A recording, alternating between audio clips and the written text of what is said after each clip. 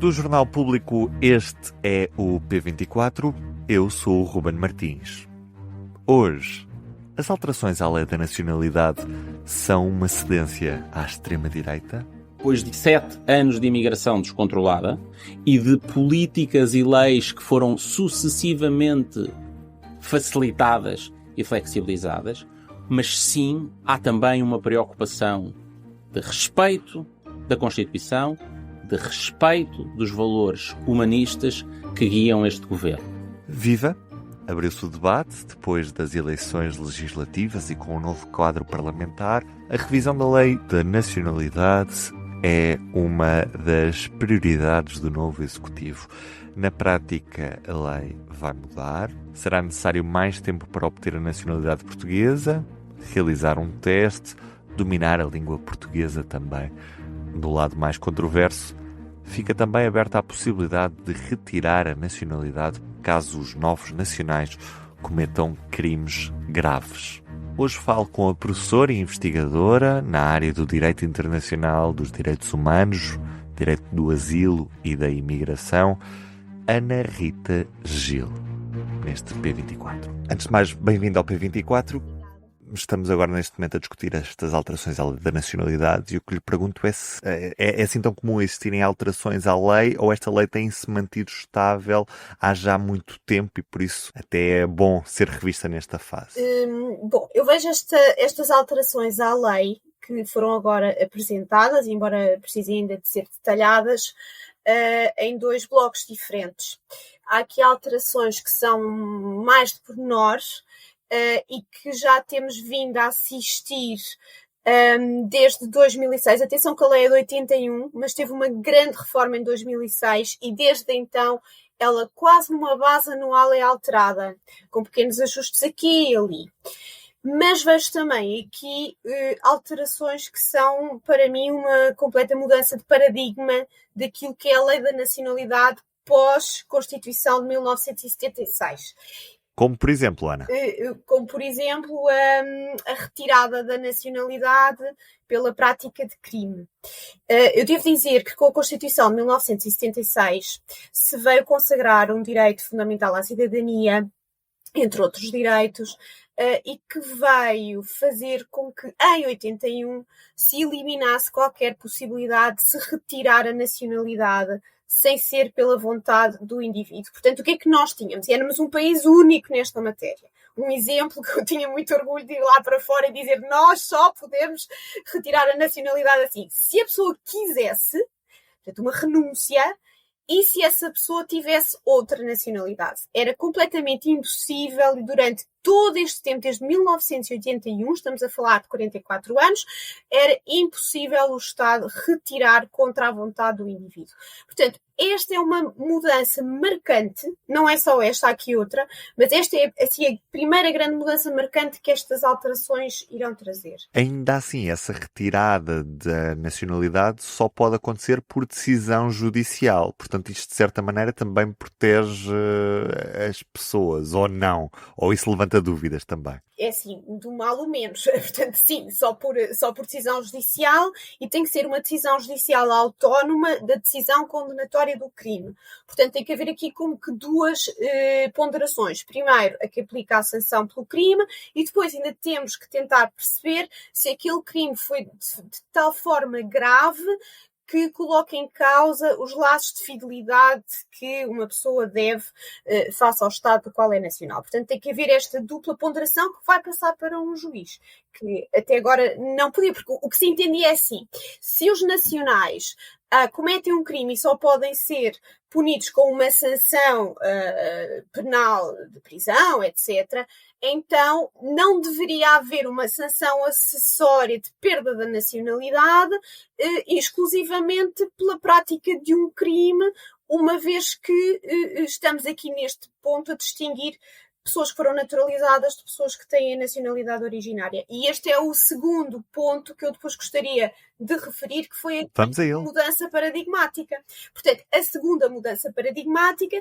tem a ver com a distinção que até agora não era feita entre cidadãos que adquiriram a nacionalidade originária por nascimento e os cidadãos nacionais que adquiriram a nacionalidade por naturalização. Até agora, e eu não concordo com alguns colegas que têm dito que se admitia uma distinção, admitia-se apenas num único fator, que era para eleição a Presidente da República.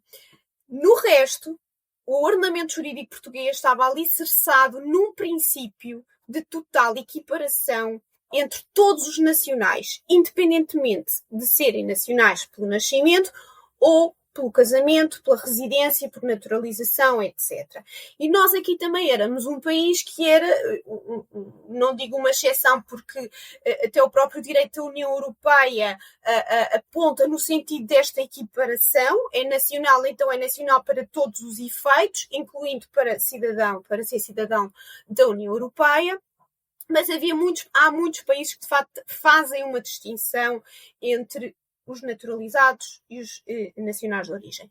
Nós tínhamos a ideia que o princípio da proibição da discriminação abrangia a proibição de distinção entre pessoas em função da origem nacional, entendida como é que esta pessoa alcançou a nacionalidade. Era indiferente. A partir do momento em que era cidadã portuguesa, tirando a exceção de ser eleito para Presidente da República, todo o resto tinha exatamente os mesmos direitos e os mesmos deveres.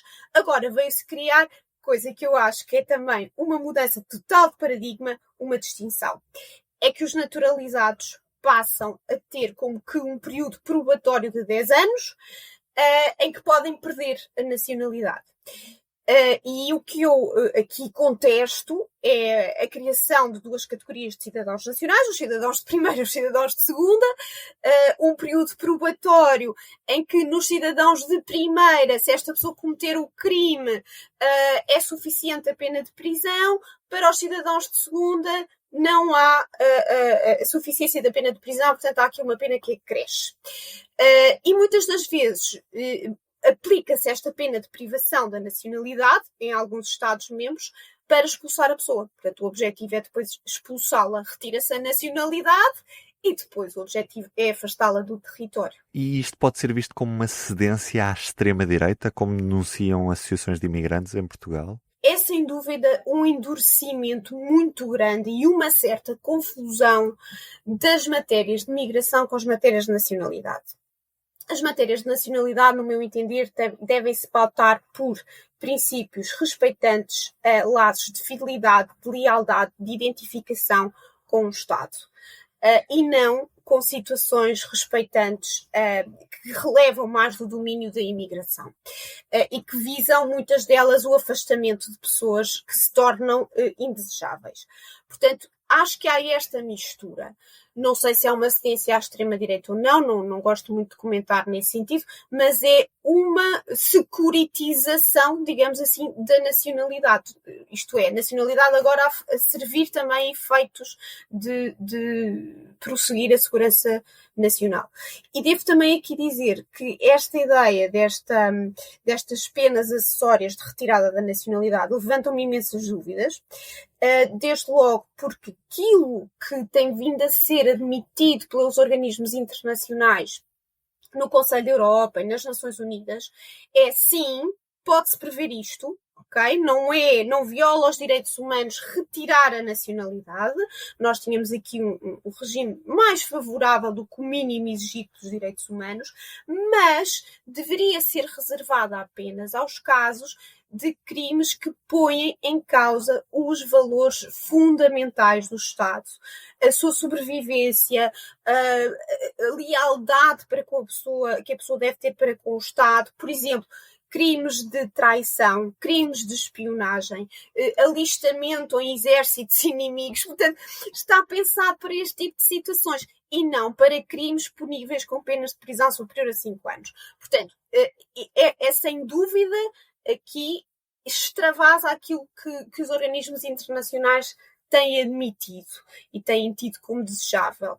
porque há crimes punidos com penas de prisão de 5 anos que não põem em causa os valores essenciais do Estado, não é? E faz sentido esta existência de 2 níveis, de 2 camadas diferentes entre os falantes de língua portuguesa e aqueles que não são? Não se pode considerar que há aqui uma espécie de discriminação com, aí sim, possíveis nacionais de primeira e de segunda, consoante também a sua proveniência? Sim, é engraçado porque em 2006 nós tivemos aquilo que foi uma grande revolução na lei da nacionalidade, e passou a ser uma das mais generosas, entre aspas, da Europa, porque a naturalização era 10 anos, ao fim de 10 anos, era completamente discricionária e havia efetivamente esta distinção. Ela existia. Era mais favorável para os cidadãos de língua portuguesa. E um dos motivos pelos quais se invocou a necessidade de alterar e de passar a ser igual, passou a ser 6 anos primeiro, depois para 5, enfim, e passou a ser o mesmo número de anos para toda a gente, foi precisamente não haver discriminação em função da origem nacional das pessoas. Eu sempre entendi que o princípio da proibição da discriminação não se opõe à previsão de regimes mais favoráveis a cidadãos com os quais nós tenhamos laços históricos, culturais, etc. Aliás, isso está na nossa Constituição como um dever do Estado, o estabelecer laços de amizade com os países de língua portuguesa, portanto, pode ser prosseguido através disto. Agora, o que não pode haver é uma discriminação negativa, que seria, por exemplo, dizer a naturalização adquire-se ao fim de 7 anos, exceto para os cidadãos asiáticos, por exemplo, que têm que estar 15 anos. Isto sim seria proibido. Mas obrigá-los a fazer um teste de cultura e de língua não é uma espécie de discriminação também negativa nesse aspecto? Algo nunca tido também e nunca visto na nossa lei da nacionalidade. Isto é algo que é usado em alguns países, também o juramento e a fidelidade a valores. Não acho que seja discriminatório porque o teste de língua já existe e a língua é efetivamente, eu aqui tenho que concordar que a língua é efetivamente um valor que eu acho essencial para demonstrar a integração plena na comunidade.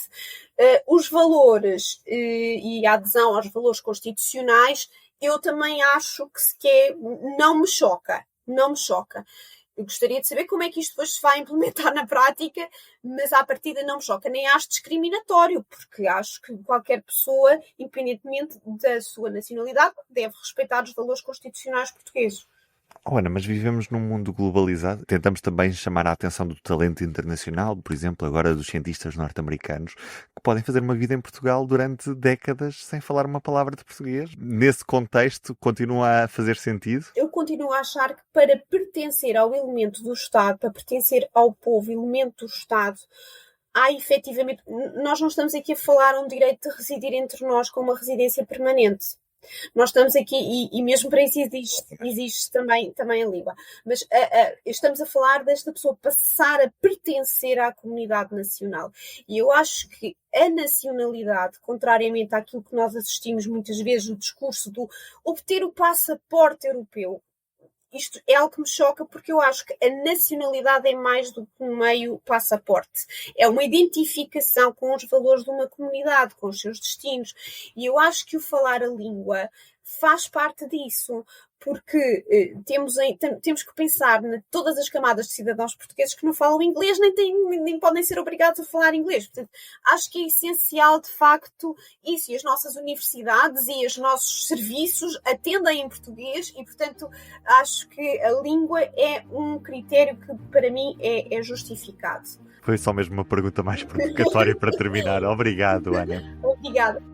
E no dia em que se assinalam 50 anos da independência de Moçambique, o público está no terreno com o nosso enviado especial, Manuel Carvalho. Temos também uma série de entrevistas que vai poder ouvir no feed do podcast Terra dos Cacos, com jornalistas moçambicanos, um podcast da autoria de Carlos Picassinos. Vale a pena passar por lá. A primeira entrevista fica já disponível nesta quarta-feira. Eu sou o Ruben Martins. Da minha parte é tudo por hoje. Tenham um bom dia e até amanhã.